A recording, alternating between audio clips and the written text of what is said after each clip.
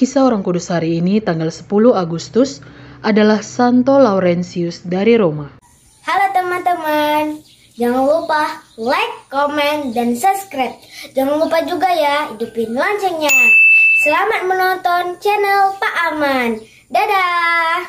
Santo Laurentius adalah salah satu dari 7 diakon yang menjadi martir bersama Paus Santo Sixtus II pada masa penganiayaan Kaisar Valerianus.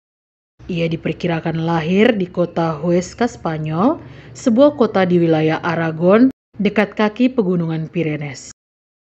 Sebagai seorang pemuda, ia dikirim ke kota Zaragoza untuk menyelesaikan studi humanistik dan teologinya.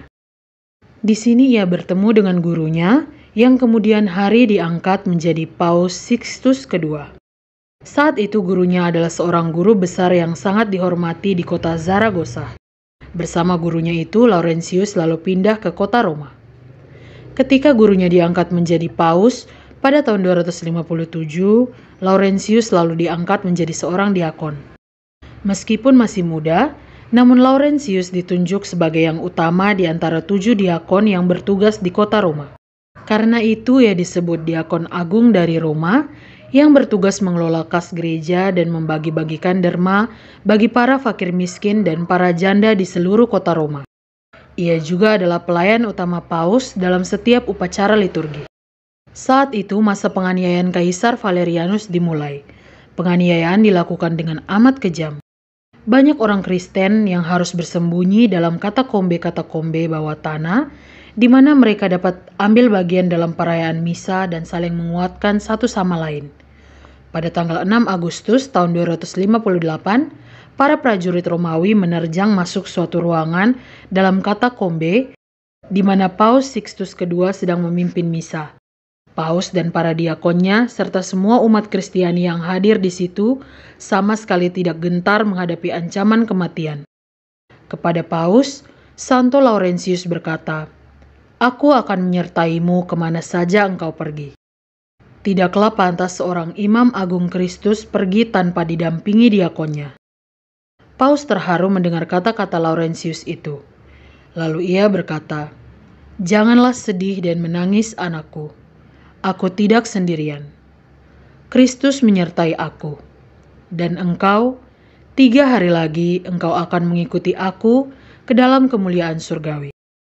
Paus Sixtus II bersama dengan 2 orang diakon lainnya, yaitu Santo Felicissimus dan Santo Agapitus, langsung dibunuh di tempat itu, sedangkan Santo Laurentius ditangkap dan dibawa ke penjara. Prefek kota Roma tahu bahwa Laurentius adalah orang yang mengurus kas dan harta kekayaan gereja.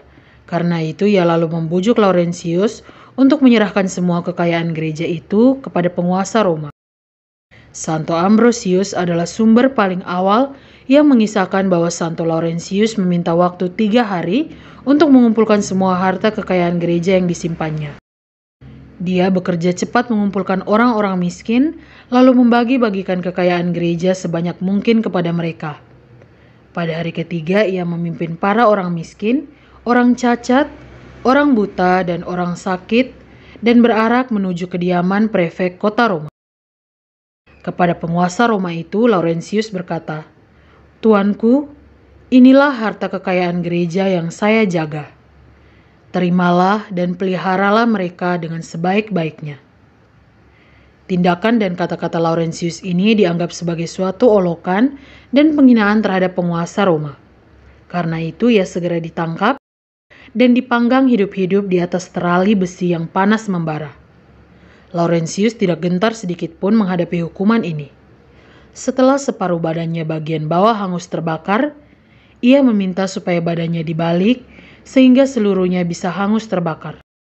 "Sebelah bawah sudah hangus, baliklah badanku agar seluruhnya hangus," katanya dengan sinis kepada para algojo yang menyiksanya. Laurentius akhirnya mengembuskan nafasnya di atas pemanggang itu sebagai seorang ksatria Kristus.